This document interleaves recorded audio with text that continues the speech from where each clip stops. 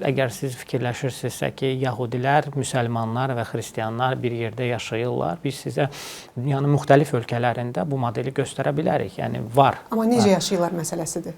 Berlində bir konfrans idi və Alman jurnalist bizə bir sual ünvanladı ki, mənim üçün inandırıcı gəlmir ki, Azərbaycanda sünnilərlə şiələr bir yerdə bir məsciddə namaz qılır. Bu necə ola bilər ki? İkinci Qarabağ müharibəsi başlamağa az qalmış ermənilər tərəfindən Azərbaycanda yaşayan müxtəlif icmalara məktublar da ünvanlamağa başladılar ki, bu sizin müharibə deyil, bu türklər, Azərbaycan türkləri ilə bizim aramızda siz qarışmayın və s. Buna mən həmişə deyirəm, buna ən böyük, ən gözəl cavabı burada yaşayan bütün xalqlar və bütün dinlər verdi. Yəni öz canlarını qurban verərək, öz sağlamlıqlarını qurban verərək. Qarabağ müharibəsi və münaqişəsi dövründə belə olan etnik erməni olan vətəndaşlar belə məncə heç vaxt təzyiqə məruz qalmayıblar. Heç vaxt onların əmlak hüquqları, şəxsi həyatları, mənəviyyatları, şərəf əlaqələri heç vaxt təhdid altında olmayıbdır. Belə bir halı mən nə mediadan, nə bizə müraciətdən, nə başqa dövlət qurumlarına müraciətdə rastlamamışam.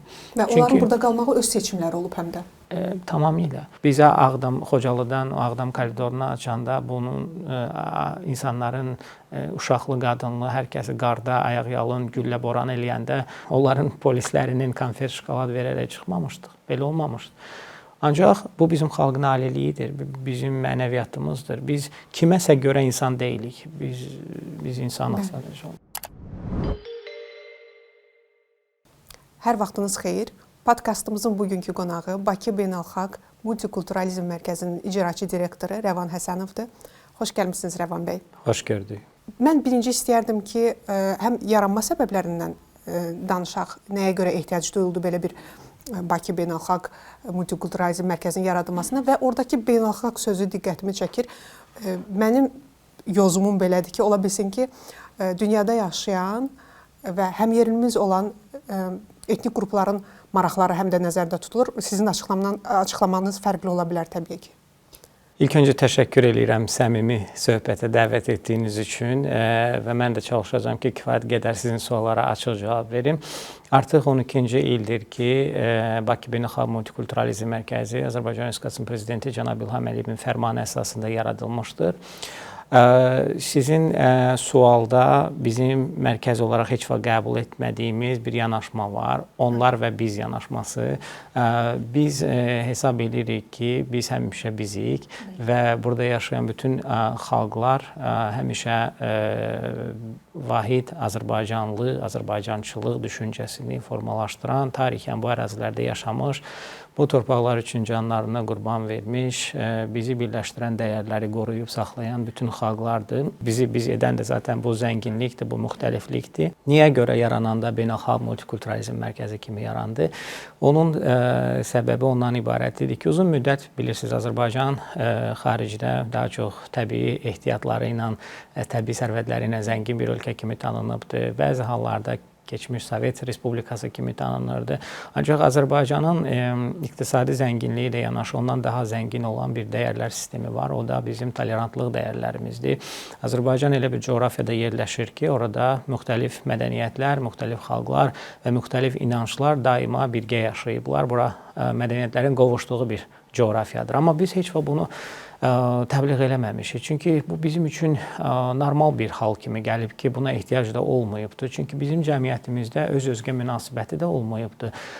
Biz daima çox millətli olmuşuq, çox mədəniyyətli olmuşuq və bu o qədər sadə qəbul olunub ki, amma artıq elə bir bəlkə də təəssüflər olsun ki, elə bir zəmanədə yaşayırıq ki, bu hər yerdə belə deyil.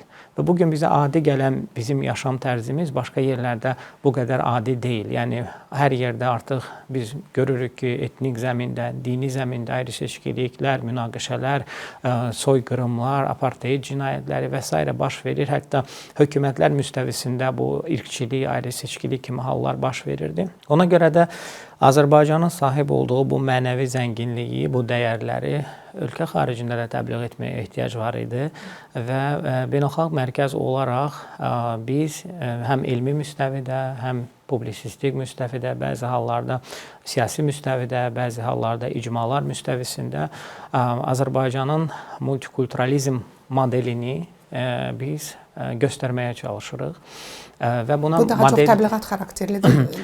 Fəaliyyətimizin bir istiqaməti zaten budur. Çünki bilirsiniz, tolerantlıq elə bir anlayışdır ki, birgə yaşayış elə bir anlayışdır ki, bu mütləq təbliğ olunmalıdır. Çünki bu eyni zamanda liberal dəyərlərə söykənir, insan hüquqlarının bir hissəsidir. Zaten mövcud olanı, yəni niyə də göstərməyək və bu digər coğrafiyaları da bir sülhə çağırışdır. Çünki bir bilirsiniz, prezidentin təşəbbüsü ilə artıq 2008-ci ildən bu yana Bakı prosesi deyilən bir prosesin əsası qoyulubdur. Azərbaycan eyni zamanda mədəniyyətlər arası və dinlər arası dialoqun mərkəzinə çevrilibdir.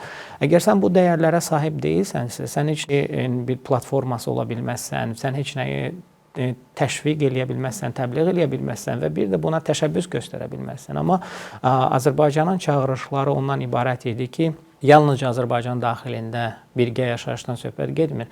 Bu model, Azərbaycan modeli regional sülhə və bəzən də qlobal sülhə də töhfə vermək ixtiyarındadır. Və biz deyəndə ki, Azərbaycan multikulturalizm modeli bir çox adamlar tərəfindən bu, hətta xaricdə xüsusilə təəccüblə qarşılanırdı ki, söhbət hansı modeldən gedir? Yəni, model deyəndə siz nəyi nəzərdə tutursunuz? Əgər siz fikirləşirsinizsə ki, yahudilər, müsəlmanlar və xristianlar bir yerdə yaşayırlar, biz sizə dünyanın müxtəlif ölkələrində bu modeli göstərə bilərik. Yəni, var. Amma necə yaşayırlar məsələsidir?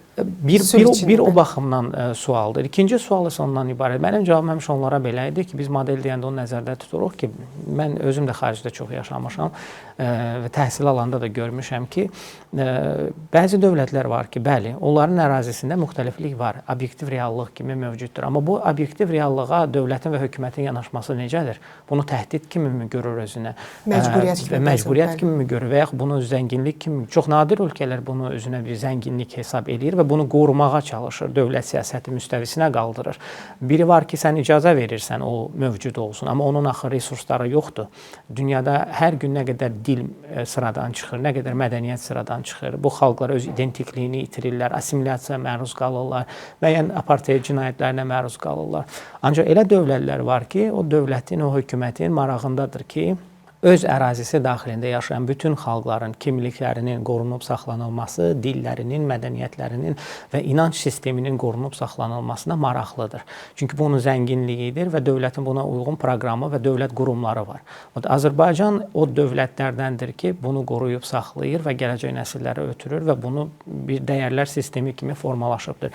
Bizi model eləyən də məhz bu keyfiyyətdir. Siz yaxşı vurğuladınız ki, bəzən məcburiyyət hesab eləyirlər və mənim diqqətimi çəkən olub ki, bu araşdırarkən də ümumiyyətlə yaşadığım dövrdə də bizə normal gələn anlayışlar bizim fərqli görmürdü. Biz öz fərqimizi belə anlamamışıq. Bizi onlardan nə fərqləndirir? Bayaq dediniz onlar. Mən onları deməyə bəzən məcbur oluram. Çünki söhbətin nədən getdiyini anlayaq deyə, tamaşaçılarımız anlasınlar deyə.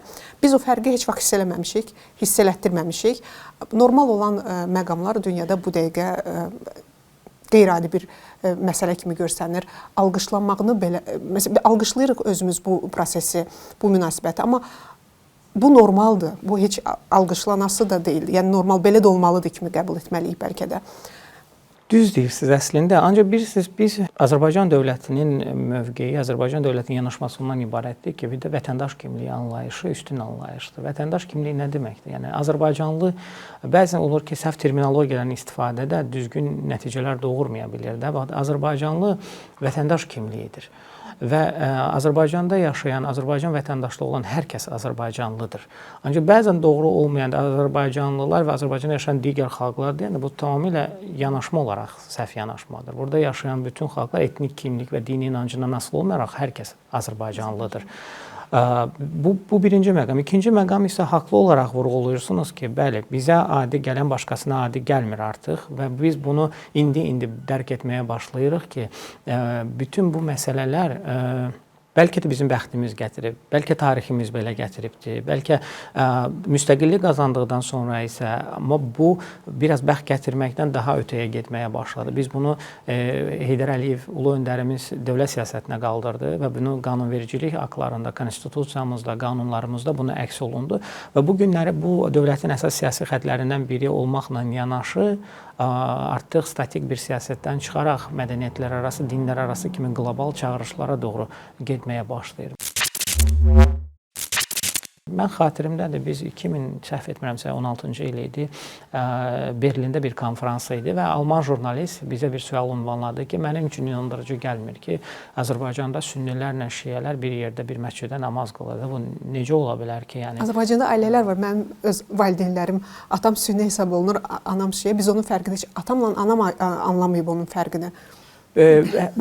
Tamamilə cavab da bu şəkildədir, onsuz da. Ancaq mən sizə bir maraqlı əhvalatı deyim ki, bunun Almana təəccüblü gəlməsi jurnalistə təəccüblü gəldi, bizə təəccüblü gəldi ki, axı biz bunu necə sübut eləyəcəyik? Yəni bu reallıqdır ki, bizdə belə bir ayrı-seçkilik yoxdur, bizdə müsəlman anlayışı var, amma biz bunu ayırmırıq. Yəni bizim üçün bu önəmli deyil.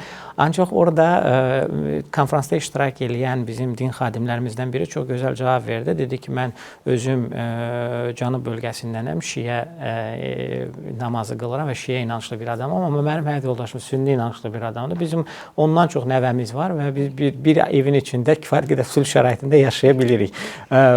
Biz həm ailələrimiz, həm bizim ənənələrimiz, bizim qonşularımız, bizim gözümüzü açdığımızdan gördüyümüz dəyərlər, bunu bizə o qədər genetik kod kimi artıq aşılanıb ki, biz bunu sadə qəbul edirik.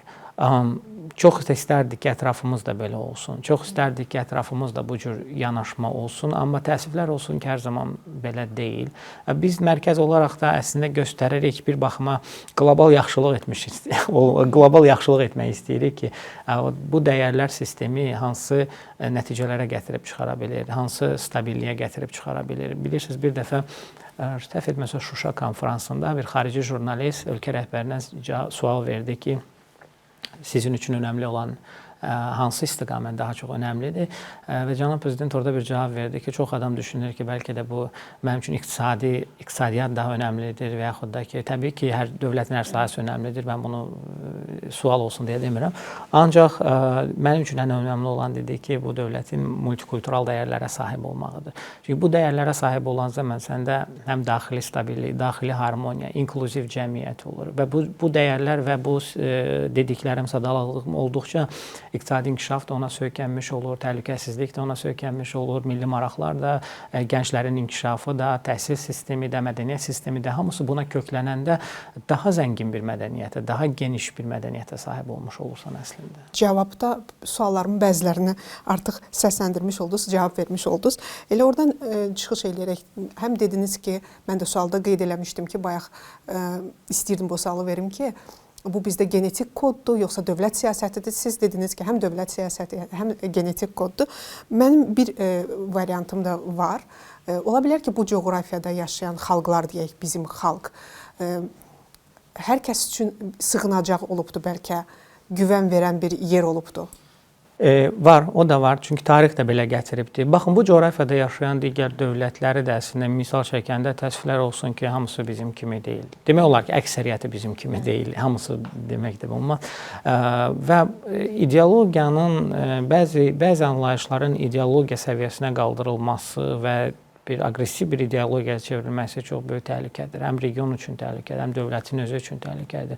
Mən indi bu dövlətlərin və yaxud da xalqların adını çəkmək istəmirəm, amma monoetniklik, monokonfessionallıq, fundamentalizmə meyl etmək, doqmaları qəbul etmək və digər hər kəsi özündən olmayan kimi saymaq ümumiyyətlə həmin xalqın özünün gələcəyi üçün də kifayət qədər təhlükəlidir. Coğrafiyamızın taleyi elə olub ki, bəli, Azərbaycan hər kəsə qucaq açıbdır. Tarixən yəhudilər də burada özünü öz evində kimi hiss eləyiblər. Müharibədən, vətən müharibələrindən sonra da biz bunun şahidi oluruq. Həmin prosesdə də görmüşük ki, onlar da buranı özünə ana vətən kimi hesab eləyiblər. Sualda məhz o cümləni qeyd eləmişəm ki, ana vətən bilirlər. Siz yenə də o məqama gəldik. Demək olaraq ki, ikimiz də Azərbaycan vətəndaşıyıq və eyni hissləri, eyni hisslərlə şərh veririk mövzulara. Çünki baxın, mən burada dövlət qurumunun bir rəhbərliyi ilə şəxs kimi çıxış etmirəm. Mən eyni zamanda bu anlayışla fəxr eləyən bir vətəndaş kimi də çıxış eləyirəm. Bu anlayışla həm də böyümüş vətəndaş. Çünki inanmadığın şeyi də icra etmək bir qədər qeyri-səmimi olur. Mən çox sevinirəm ki, öz inandığım bir işi həyata keçirirəm eyni zamanda. Ancaq əgər Azərbaycan tarixini dəqiq şəkildə araşdıranda görürük ki, buradakı zənginliyin obyektiv səbəbləri olubdur. Bizdən asılı olan olmayan səbəblər olubdur. Ancaq bu gün mövcud olan bütün öz tariximizə sahib çıxmaq, öz tariximizni qəbul etmək, onunla yaşamaq, aqressiv olmamaq, digər xalqları əritməmək, digər xalqların dəyərlərini qorumaq və bunu yaşatmaq yalnız mənəvi cəhətdən zəngin olan bir xalqın edə biləcəyi bir işdir. Məhz ona görə də onunla fəxr etmək lazımdır ki, biz edən dəyərlər sistemi çox genişdir və bunu hər bir Azərbaycanlı gəncinə, hər bir Azərbaycanlı uşağına öyrətmək lazımdır ki, Azərbaycanlı deyəndə biz kimi nəzərdə tuturuq? Yəni bu çox bir zəngin anlayışdır və bizim sərhəddimiz, fiziki sərhəddimiz BMT tərəfindən tanınan sərhəddimiz 86,6 min kvadrat kilometr ola bilər, amma bizim sərhədlərimiz, yəni mənəvi sərhədlərimiz, irsimiz çox geniş coğrafiyadır və o coğrafiyadakı olan mənəvi sərvətimizi mütləq tanımalıyıq və mütləq sahib çıxmalıyıq. Sözünüzdə də vurğuladığınız kimi, mənim də sualımda olduğu kimi deyək, ana vətənə bağlılıqdan söhbət açdınız. Bunu həm siz də dediyiniz kimi 1-ci Qarabağ müharibəsində və son vətən müharibəsində də gördük. Biraz o qəhrəmanlardan danışaq. Bütün qəhrəmanları dəfələrlə yad eləmişik təbii ki, amma burada söhbət multikulturalizmlə gedirsə, etnik kimliklərindən fərqlənən qəhrəmanlarımızdan biraz danışaq. Biz dəfələrlə xarici ölkələrdə konferanslar olurdu və nəyə şahid olurdu? Çox təəssüf eləyirdik həqiqətən də. Mən onda biraz da gənc idim. Çox zaman Qarabağ münaqişəsini bəlkə də erməni lobbisinin təbliğatı ilə, indi bəlkə də bu coğrafiyadan çox məlumatsız olmaları ilə bağlı xarici media bunu əvvəlcə bunu dini müharibə kimi yansıdırdı mediaya. Yəni bu xristian Ermənistan və müsəlman Azərbaycan arasında olan bir münaqişədir. Ki biz inandırmağa çalışırdıq ki, burada heç bir dini münaqişə yoxdur. Azərbaycanda kifayət qədər xristian yaşayır və bizim əslində xristianlıq Cənubi Qafqazda ilk buradan Alban kilsələrimiz və s. onu danışırdıq. Daha sonra dünyanı inandırmağa çalışdılar ki, bu münaqişə etnik münaqişədir. Yəni etnik ermənilərlə etnik Azərbaycanlılar arasında olan münaqişədir. Biz isə anlatmağa çalışırdıq ki, bu münaqişə, bu müharibə nə etnik, nə də dini müharibədir. Bu ərazi münaqişəsidir və Azərbaycan ərazilərinin işğal olunması nəticəsində baş veribdir. Və bizim üçün Qarabağ heç vaxt yalnızca torpaq parçası ifadə etməyibdir. Yalnızca bir ərazi mənasını ifadə etməyibdir. Orada ondan daha böyük bir anlayışı özündə birləşdirirdi. Ona görə də burada yaşayan bütün xalqlar bunu özünə mənəvi borc bildilər. Baxın, 2-ci Qarabağ müharibəsi başlamağa az qalmış ermənilər tərəfindən Azərbaycanda yaşayan müxtəlif icmalara məktublar da ünvanlamağa başladılar ki, bu sizin müharibə deyil, bu türklər, Azərbaycan türkləri ilə bizim aramızda siz qarışmayın və s. Buna mən həmişə deyirəm, buna ən böyük, ən gözəl cavabı burada yaşayan bütün xalqlar və bütün dinlər verdi. Yəni öz canlarını qurban verərək, öz sağlamlıqlarını qurban verərək hamısı göstərdilər ki, bu savaş məhz ədalət savaşıdır. Bu savaş hamının savaşıdır. Bu torpağı özünə vətən bilən, özünə Azərbaycanlı hesab eləyən, o mənəvi dəyərlər sisteminin özündə cəmləşdirilmiş hər kəsin müharibəsi idi və könüllülər arasında yəni heç kim demədi ki, hər zaman ölkə rəhbərliyi edir ki, bir dənə də olsun bizdə fərari olmadı. Əksinə getməyənlər təəssüf elədi ki, mən niyə olmadım o müharibədə, mən niyə iştirak eləmədim bu prosesdə. Amma əlindən gələn qədər, kiçiyindən böyüyünə qədər hər kəs birləşdi. Və ona görə o əməllər göstərdi ki, Qarabağ bəli, ərazidən daha müqəddəsdir. Bütün Azərbaycan, dünya Azərbaycanlıları üçün Qarabağ elə bir anlayış idi ki, o bir ərazidən daha böyük bir anlayış idi. Qəhrəmanlardan danışmışkən, 1-ci Qarabağ müharibəsinin ən çox danışılan Albert Ağarunov haqqında da demək istəyirəm. Bizim podkastın qonaqlarından da olmuş Elbrus Ərud, Qafqaz İnfonun rəhbəri, o belə bir kitabı var idi ki, adını Albert qoy. O kitabı müzakirə eləmişdik. Dedim ki, bəs hansı hisslərlə bunu yazmısınız və nəyə görə 2-ci Qarabağ müharibəsində bu hiss gəldi? Sonra özüm də xatırladım ki, axı biz Albert Ağarunovla eyni nəslin nümayəndələri deyilik. O vaxtları biz uşaq yaşda hesab olunurduq və o dostuna tövsiyə eləyir ki, övladınız olarsa adını Albert qoyun. Bu səmimi və köklü münasibətin təzahürüdür. Sizcə elə deyilmi? Tamamilə elədir. Mən o video çarxı dəfələrlə fırlayıb izləyirəm. Hər dəfə ki, Müşahin Ağayev sual verəndə ki, səni nə vadar eləyir buradasan bir yəhudi olaraq. Bu suala onun üzündəki təəccüb mənə görə o ən az verdiyi cavab qədər də gözəldir ki, əlbəttə necə yəni nə vadar eləyir, yəni burada yaşayır. Daima bəlkə də gündəlik əsasda müxtəlif bölgələrimizdə oluruq, həm şəhid ailələrimizlə, həm qazilərimizlə də təmasda oluruq. Hər kəsin yanaşması və elə hekayələr var ki, bu hekayələr mütləq hər kəs tərəfindən bilinməlidir. Elə qəhrəmanlıqlar var ki, elə səhnələr var ki, elə anlayışlar var ki, onlar mən hesab edirəm ki, biz çox az bir hissəsini hələ ki cəmiyyətə çatdıra bilmişik. Bu qələbə biraz adiləşməməlidir. Həddindən artıq böyük bir qələbədir və həddindən artıq Azərbaycanlıları birləşdirən bir qələbədir. Təsəvvür eləyin, müharibə aparırsan və müharibə cinayəti törətmirsən, müharibə qaydalarına, ənənələrinə riayət eləyirsən, qarşı tərəf belə səndə irad tutacaq bir məqam tapmır və daha sonra da sülhü bərpa eləyirsən, sülhün qələbəsini qazanmağa çalışırsan. Və içəridəki parçalanmadan narahat deyilsən, çünki belə bir şey gözləmirsən. Zaten baxın, yəni bu mesajlar hamısı bir məzmun daşıyır da. Qarabağ işğaldan azad olunan sonra Qarabağda keçirilən ilk mədəniyyət tədbiri Xarı Bülbül festivalı Azərbaycan multikulturalizminə həsr olunmuşdu. Və bu mesaj nə deməkdir? Qarabağa mədəniyyət qayıdır və bu mədəniyyəti biz hamımız qaytarırıq. Necə ki, hamımız şəhid olduq, necə ki, hamımız vuruşduq, hamımız da mədəniyyəti və həyatı qaytarırıq. Orada kilsələr də bərpa olunur, məscidlər də bərpa olunur, ibadətgahlar, pirlər də bərpa olunur. Yəni, bu həyat qayıdışı deyəndə biz yalnızca bir bucaqdan baxmırıq. Biz heç vaxt bir bucaqdan baxmamışıq zaten. Daha bir əlamətdar hadisə Vətən müharibəsində Alban kilsəsinin həqiqi sahiblərinə qaytarılması idi. Bəlkə indi məlumatlar var, inkişaf var bu işlərdə. Alban kilsəsi, onun indiki rəhbərliyi haqda nə deyə bilərsiniz? Ümumiyyətlə, bu belədir, həqiqətdir ki, Alban kilsəsinə qarşı tarixi ədalətsizlik baş veribdir. Və kilsənin öz müstəqilliyini itirməsi 1836-cı ildə Qriqoryan kilsəsinə onun verilməsi tarixi bir ədalətsizlikdir. Alban irsi, Alban kilsəsi və xristianlığın Cənubi Qafqazda ilk yayılışı bu məsələlər nə qədər fikir verməmişiksə, bir o qədər ona məkirli, düşünülmüş şəkildə fikir verən qüvvələr olubdur. Düzdür, bu addım-addım bu proses gedibdir. Həm Ulu Öndər Heydər Əliyev Alban Udi Xristian icmasının yaranmasında, həm Alban kilsələrinin, təkcə Qarabağda yox, digər ərazilərimizdə də olan Alban kilsələrinin öz adı ilə artıq adlandırılmağa başlaması, kilsənin mənəvi ruhunun özünə qaytarılması ki, bugün kilsənin dini varisləri udilərdir, xristian udilərdir və onlar da orada ibadətlərini həyata keçirirlər. Qarabağda olan Alban məbədlərimiz və kilsələrimiz bərpa olunur, qorunur, saxlanılır. Necə ki, Azərbaycanın digər ərazilərində olan kilsələr kimi.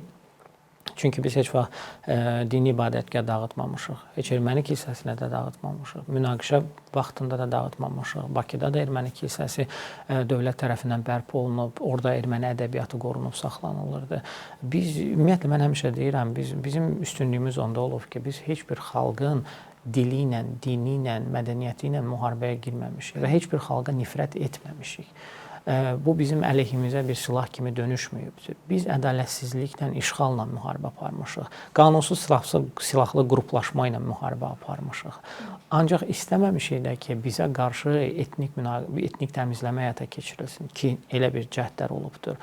Bizim dilimizə, bizim dinimizə, bizim mənəviyyatımıza da söz uzadılmasın. Necə ki, biz elə münasibət göstərməmişik, amma nə qədər Azərbaycanlı tarixi mərhələlərdə 1905-ci ildə, 1918-ci ildə, bundan sonra 48-53-cü illərdə Azərbaycanlıların deportasiyaları, sürgünə məruz qalmaları, öz yurd yuvalarından didərgin düşmələri və daha sonra da üzərinə görə Qarabağ. Əslində, Qarabağ müharibəsini biz sadəcə çox dar bir tarix kontekstində baxmamalıyıq. Bu 150-200 illik bir planın yavaş-yavaş Azərbaycanlıların coğrafiyadan sıxışdırılması, əhalinin etnik balansının dəyişdirilməsi, bu ərazilərin yavaş-yavaş tarix adı altında erməniləşdirilməsi, Böyük Ermənistan xülyası nəzəriyyəsinin formalaşdırılması, bu haqda saxta kitablar, ideologiyalar, xəritələr buraxılması, bu bütün mənzərəyə geri çəkilib böyük pəncərədən baxmaq lazımdır deyə düşünürəm. Dediniz ki, erməni kilsələrində hətta qorunması. Mən bir vurğulamaq istəyərdim ki, nəinki erməni kilsələri, erməni əsilli vətəndaşların da qorunmasından söhbət gedir. Elə burada sual vermək istəyirəm ki, həmin vətəndaşlarla multikulturalizm mərkəzinin bir bağlılığı varmı? Azərbaycan vətəndaşı olan hər kəslə bizim bağlılığımız var və biz işləyirik. Bu dəyərlər sistemini qorumağa çalışırıq, göstərməyə çalışırıq, öyrətməyə çalışırıq. Elmi müstəvidə, dediyim kimi daha çox gənclərlə işləyərək, media ilə işləyərək, nifrət çağırışlarına yol verilməməsi, Azərbaycanda öz-özgə münasibəti olmaması, burada hətta Qarabağ müharibəsi və münaqişəsi dövründə belə olan etnik erməni olan vətəndaşlar belə məncə heç vaxt təzyiqə məruz qalmayıblar, heç vaxt onların əmlak hüquqları, şəxsi həyatları, mənəviyyatları, şərəf əlaqələri heç vaxt təhdid altında olmayıbdır. Belə bir halı mən nə mediadan, nə bizə müraciətdən, nə başqa dövlət qurumlarına müraciətdə rastlamamışam. Və onların burada qalmağı öz seçimləri olub həm də. Tamamilə. Zaten 2-ci Qarabağ müharibəsindən sonra da dəfələrlə bildirildi ki, orada yaşayan ermənilərin heç kim məcburi şəkildə qovmur, çıxartmır. Yəni tamamilə imkan verildi ki, seçim etsinlər. Beynəlxalq hüquqa uyğun olaraq onlar qalıb yaşaya bilərdilər. Təbii ki, bunun tələbi ondan ibarətdir ki, ya sən Azərbaycan Respublikası vətəndaşlığını qəbul eləməlisən. Çünki başqa dövlətin ərazisində yaşayırsan da bunun qaydaları var. Ya viza əsasında yaşamalısan, ya vətəndaşlığı qəbul eləməlisən. Zənnimcə orada gedənlərin səbəblərindən biri onlar özünkülərdən ehtiyat elədilər ki. Bir də o həmin Ermənistan dövlət tərəfindən aparılmış əks təbliğat var idi ki, yəni sizin təhlükəsizliyiniz və s. və s. və s. Amma Azərbaycanda onlara qarşı heç bir təhdid, heç bir təhlükə olmayıb. Əksinə biz həmişə də onların təhlükəsizlik qarantiyasını vermişik və burada yaşayan bütün xalqlar necə sülh, əmin-amanlıq şəraitində yaşayıblarsa, onlardan da biri də ermənilər olublar. Ola da bilərdilər, Qarabağ ermənilər də qalıb yaşaya bilər. Hər kəs seçim öz yaşayış yerini seçmə azadlığına malikdir. Belə seçiblərsə, amma bu ona deməyə əsas vermir ki, biz ittiham olunmalıyıq ki, biz onları qovmuşuq. Əsla. Ki, belə cəhdlər, belə təbliğatlar xaricdə erməni lobisi tərəfindən çalışıldı ki, belə təbliğat həyata keçirilsin ki, Qarabağda ermənilərə qarşı etnik təmizləmə oldu. Əsla belə olmadı. O koridor, o çəkilişlər, onlar üçün şəraitin yaradılması. Biz elə çıxmamışdıq. Biz elə çıxmamışdıq. Bəli. Bizə Ağdam, Xocalıdan Ağdam koridorunu açanda bunun insanların uşaqlı, qadınlı, hər kəsi qarda, ayaq-yalın, güllə boran eləyəndə onların polislərinin konfet şokolad verərək çıxmamışdıq. Belə olmamışdı. Ancaq bu bizim xalqın aliliyidir, bizim mənəviyyatımızdır. Biz kiməsə görə insan deyilik. Biz insanıq sadəcə olaraq. Və getmək istəyənlər də orada daha çox Ermənistanda yaşayan qohumların təhlükəsizliyi üçün narahat oldular. Yəqin ki, onların bu seçimləri orada bir mənalı qarşılanmayacaqdı, təzyiq ola bilərdi orada. Mən belə düşünürəm. Hər şey isti və hər şey təbii ki, qarşı tərəfin təbliğatı da belə idi. Amma yenə də biz bu məsələyə çox da qarışmalı, seçim azadlığı var. Yeri gəlmişkən siz vurğuladınız ki, biz belə getməmişdik. Mən sizi araşdırarkən Ağdamlılar qrupunda şəklinizi gördüm və Ağdamlılar sizin bu vəzifəyə təyinatınızı böyük qürurla vurğuluyurdular və oradan da məlum oldu ki, siz həm də Ağdamda doğulmusunuz. Bəli. Nə qədər şahid olmusunuz oradakı proseslərə? Mən üzr istəyirəm. Bunu da bu sualı tamamlamaq istəyirəm ki, nə qədər rol oynayıb sizin şəxsiyyət kimi formalaşmağınızda həm bölgə faktoru, həm ailə faktoru, ailə dəyərləriniz, təhsiliniz? Mən Ağdamda doğulmuşam, Qarabağda doğulmuşam. Bundan həmişə fəxr eləmişəm. Təəssüf ki, 3 yaşım olanda məcbur qalıb evimi itirmişəm və mən qaydanda 30 ildən sonra qaydanda evimin yalnızca bir divarını tapa bilmişəm. Ağdam şəhərinin mərkəzində. Ola bilər 3 yaşındakı uşağın ağlında çox şey qalmır. Amma mən 30 il ailəmin, atamın və anamın gözlərində o faciənin, o münaqişənin hər dəqiqəsini bəlkə də yaşamışıq. Məcburi köçkün olmaq, yəni bir çox adamlar bunu həmişə mediada izləyirəm, fərqli-fərqlidir. Bəlkə məcburi köçkün olmayanlar buna başqa cür şərh verirlər falan. Doğulduğun bir yerin olduğunu, amma ora gedib görə bilməməyi, onu hiss edə bilməmək çox fərqli bir çatışmazlıqdır əlbəttə ki. Amma Mənə elə gəlir ki, bu bizi daha da möhkəm eləyir. Mən hərbiçi ailəsindəyəm. Mənim atam yeri gəlmişkən hərbi həkim olubdu və Birinci Qarabağ müharibəsində də həkim kimi iştirak eləyibdi və yaralanıbdı da. Amma həmişə utanc içində olub ki, biz bununla, bu iştirakla heç vaxt fəxr eləməmişik də. Yəni biz itirmişdik onda və o Birinci Qarabağ müharibəsi veteranlarının ağrılı yeri məsələ idi və bunu görürdüm ki, həmişə özü ilə yaşadırdı, o hissi özü ilə yaşadırdı. Şükür olsun ki, həyatının sonuncu ilində görmək qismət oldu. Yəni Ağdamı göstərə bildik, görə bildik. Dünyasını dəyişib. Bəli, təşəkkürlər. Ancaq o onun üçün əvəz olunmaz bir hisslər idi. Mən onu başa düşürəm. Mən bəlkə də o vaxt o hissləri tam da keçirdə bilmirdim, amma mən bu gün hər addımda başa düşürəm ki, artıq mən daha başım yuxarıdır bir Qarabağlı olaraq, Ağdamlı olaraq daha fərqli bir ruhdayam son 2020-ci ildən bu yana. Bu mövzunu heç vaxt belə emosional olmadan da danışmaq çox çətindir. Və bəlkə də bundan sonra bu qədər böyük sevinç keçirəcəyimi, o da çox sual altında olan məsələdir. İnşallah daha böyük qələbələrimiz olsun hər müstəvidə. Amma bu böyük bir qələbə idi və bu bizi yalnızca evimizə qaytarmadı, bizi özümüzə də qaytardı. Və siz bu qələbəni yaşayan ölkəndə multikulturalizm, Bakı Beynəlxalq Multikulturalizm Mərkəzinin icraçı direktoru idiniz artıq.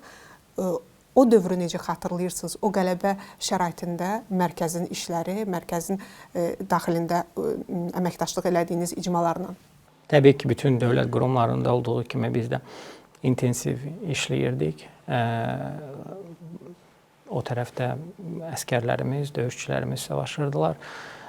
Bu tərəfdə də ideoloji müstəvidə müharibə gedirdi və biz də çalışırdıq ki, hər şey dəqiq və yerli yerində, aidiyyətli tapşırıqlar tam vaxtında və dəqiq icra olunsun və mərkəzin bütün kollektivi bu istiqamətdə, hətta biz həmişə deyirik, müharibə ön cəbhədə başa çatıb, arxa cəbhədə hələ başa çatmayıb, hələ də çürümüş ideologiyaları, hələ də saxta ittihamlar var və onunla hələ də mübarizə aparırıq. Hələ də biz öz irsimizi tanıtmaq işində mərkəz əlindən gələni həmişə edir. Yəni bizim fəaliyyət istiqamətlərimiz, fokuslarımızdan biri də həmişə bu olubdur və bunun da düşünürəm ki, həmişə də olacaqdır. Multikulturalizm mövzusunu araşdırarkən bir fakt diqqətimi çəkdi və gördüm ki, Azərbaycanda var Qafqaz Müsəlmanları İdarəsi, var Rus icması, digər icmalar da var, amma diqqətimi çəkən məqam oldu ki, Yəhudi icması bir icma deyil, 3 icma şəklində təmsil olunur. Bu nə ilə əlaqədardır?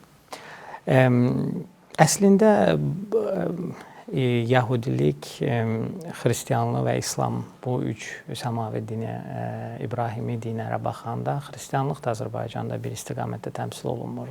Katoliklik var, pravoslavlıq var, protestantlıq var və protestantlığın da müxtəlif qolları Azərbaycanda var. Bu çox yaxşıdır. Belə olması da Alban icması bizim qədim kilsələrimiz, eyni zamanda müxtəlif müsəlman icmaları da qeydiyyatdan keçir. Bizim üçün bir Yahudi icması var. Yəni dövlətin yanaşması bundan ibarətdir ki, təbii ki, müxtəlif icmalar qeydiyyatdan keçiblər və bu da bu tarixlə bağlı olan məsələdir. Qafqaz dağ Yahudiləri Azərbaycanda artıq 2000 ilə yaxındır bu coğrafiyada yaşayırlar. Daha çox Azərbaycan şimal bölgəsində, Quba ərazisində bilirsiniz ki, onlar kampak yaşayıblar. O demək ki, bu coğrafiyadakı tarixini vurğulamaq üçün bu formada ayrıca... Yəni onlar bu icma kimi daha yerli, yaxud daha qədim icma kimi artıq varlar. Qeydiyyatdan da belə keçiblər. Daha sonra Dünya müharibəsindən sonra gələn Yahudilər də var idi. Onlar Avropaya Aşkenazi Yahudiləri şəklində. Bu bölgə əslində Azərbaycanda baş vermiş bir bölgə deyil. Dünya Yahudiləri də bu bir sıraları Sefarad Yahudiləridir. Onlar İspan Yahudiləri daha çoxdular. Biz onlara daha çox Gürcü Yahudisi demişik uzun müddət Azərbaycanda olanlara. Aşkenazi Yahudilərinin sinagog. Yəni bu bölgə Azərbaycanda baş vermiş bir bölgə deyil. Öz seçimləri. Dünyada da Yahudi icmaları belə şəkildə bölünür. Var Xabat var, Sefarad var, Aşkenazilər var və s. və s. Düzünü deyim ki, Azərbaycan dövlətinin yanaşması odur ki, Yahudi inançlı Azərbaycan vətəndaşları. Ancaq bu onların daxili inancları ilə bağlı məsələdir və yaxud da ki, seçimləri ilə bağlı məsələdir. Biz bu məsələyə dövlət olaraq heç bir qarışmırıq. Yəni. Çox güman ki, onlar da yaranma səbəblərinin tarixinə işarə üçün, məsəl üçün biz Avropadan köçəndə yaranmışıq, bu tarix unudulmasın deyə bu formada saxlamaq istəyirik kimi yanaşmaları var. Amma dövlətin baxış bucağından Azərbaycanda yalnızca Yəhudi inanclı Azərbaycan vətəndaşları, yəni yanaşma bərabərdir və bizim üçün həmişə biz özləri ilə də görüşəndə, Yəhudi vətəndaşlarımızla görüşəndə deyirik ki, bizim üçün Yəhudilər, yəni Yəhudi vətəndaşlarımızsınız. Yəni biz istiqamətlərə bölmürük. Nə İslamı, nə xristianları, nə Yəhudiləri. Sovet İttifaqı müxtəlif xalqları özündə həbs eləmişdi. Ancaq Sovet İttifaqını heç vaxt multikultural adlandırmaq mümkün deyil idi. Çünki bir ideologiya var idi, o da kommunist ideologiyası idi. Hər bir xalqın özünə məxsus musiqi aləti var, geyimi var, geyiminin bir parçası var və ən çox da biz onlara nə verəndə sevinirlər. Həmin xalqın dilində biz kitablar nəşr edirik. Məsələn, ləzgi dilində, avar dilində, talış dilində, kürd dilində, uci dilində, tat dilində. Biz o qədər yanlış anlayıblar ki, bizlə bağlı o qədər çərçivələr var ki, mən dəfələrlə xaricdə olanda görürəm ki, bizi hələ də düz başa düşməyən çoxlu istiqamətlər, çoxlu adamlar var ki, başa düşməyən, bəlkə başa düşmək istəməyən. Qərəzli olanda onu hiss eləyirsən. Zaten onu anlatmaq da istəmirsən. Çünki mən həmişə qızıma deyirəm ki, çalış heç vaxt təəccüb hissi səndə itməsin. Nə qədər çox təəccüblənəcəksənsə, o qədər çox öyrənəcəksən. Və axır əvvəl nəticəsiz son sualı belə olur ki, ümumiyyətlə sən nə işlə məşğulsan? Bəzən bəlkə də düşünürəm ki, öz ağlında sual verir ki, sənin bu vəzifə nəyə lazımdır? Onsuz da burada hər şey yaxşıdır. Məndən də çox zaman dostlarım sual verirlər ki, sən məsələn uşağın tərbiyəsində hansı yolu seçəcəksən? Sən onun dindar böyüməsini istəyirsən, yoxsa dünyəvi böyüməsini istəyirsən? Mənim cavabım burada həmişə belə olub ki, mən onun çalışacağam ki, seçim etmək qabiliyyəti formalaşsın və öz seçimini özü etsin. Mənim yönləndirməmlə, təlqinlərimlə yox, mənim valideyn kimi üzərimə düşən öhdəlik ona seçim etmə imkanı və doğru məlumat almaq bacarıqları öyrətməkdir. Çalışırıq ki, o cür ünsiyyət saxlayaq.